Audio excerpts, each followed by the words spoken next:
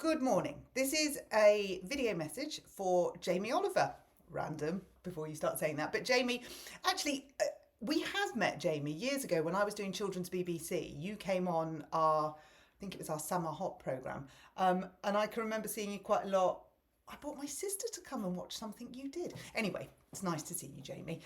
You did a video asking for people's experiences of dyslexia, and that really struck a chord with me. And I wanted to share my experiences and my daughter's, and potentially my son's. So, in the 80s, with you, dyslexia wasn't a thing. It didn't exist. We were just a bit stupid. We were a bit thick. We didn't try hard enough. We were very creative, but that didn't really matter because our English was a bit rubbish. Although, ironically, my English was actually very good. The fact that I couldn't spell a lot of words and the fact that I would miss chunks out was just lazy, or slapdash. That was one I used to get quite a lot. Um, but I would fire very quickly, and I'm high functioning, and of course everything's on the spectrum. So I think probably I masked a lot of it. I know I masked a lot of how I felt about it. There's only so many times that you can hear that you slapdash a bit slow, not as thick as we thought you were, before it really starts to leave its mark. And it did. So I knew there was always something, but just not formally diagnosed. And then when my daughter was 6, she had the most amazing teacher who knew, because she'd got dyslexic children, and I knew, but we weren't allowed to say it officially.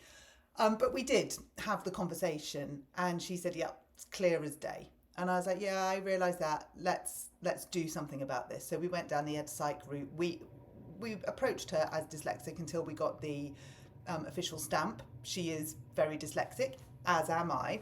And then we started going down the ASD route. And everything was intertwined. And it was amazing. And I realise a lot of people shy away from labels because they think that they're damaging. Well, each to their own.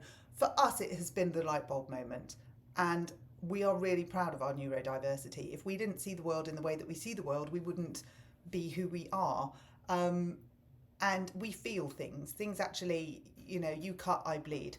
And the way that we can share those experiences, our honesty, our openness, come from being neurodivergent and come from being dyslexic. We see things in pictures. And I feel like the world is catching up slowly. I feel like we're trying, but there's not enough being done. And I mean, case in point, VAT on private schools.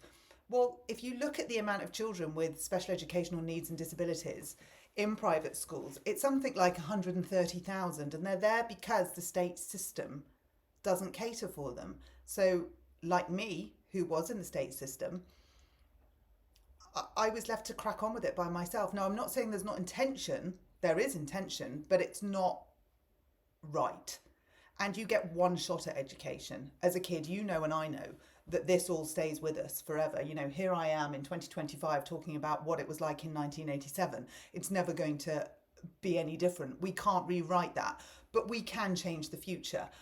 I have a personal gripe about adding VAT on education because I don't think that's helping send children. I think it's throwing them under the bus. I think they are collateral damage, that it's hard enough being who you are in this world without having that to contend with. SEND in schools needs an emergency overhaul, and it doesn't need that by overburdening it. Slightly political off tangent. But it matters. And again, if I wasn't neurodivergent, if I wasn't dyslexic, if I wasn't autistic, I wouldn't be in this position, but I am, and I'm proud of it. And I want to stand up for those that don't get the opportunity or feel comfortable yet with saying this out loud. We can do so much more. It doesn't need to be like it was in 1987. I'm with you, Jamie. I'm 100% with you. Keep going. Being a voice, being an advocate for these kids who in so many ways are being thrown on the scrap heap when they have a potential like no other, it makes me really emotional. It makes me, yeah. They are special.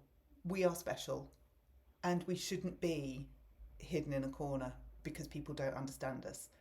They need to start to understand us. So thank you, Jamie. Thank you very much. I'm sure we did meet. But anyway, it's nice to see you again, or it's nice to meet you if you don't remember it. It was after all the 90s. Keep going. I'm with you 100%.